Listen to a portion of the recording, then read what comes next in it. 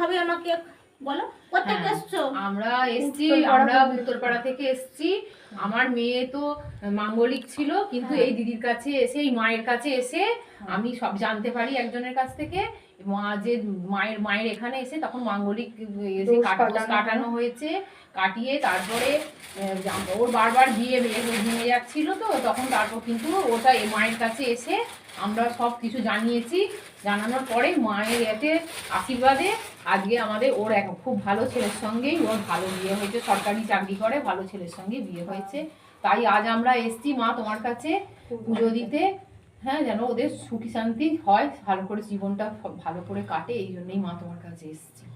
ওরা পুজো নিয়ে এইছে, মানসিক করে গেছিল যে ওরা 4 হাত এক খোলে এখানে পুজোতে যাব।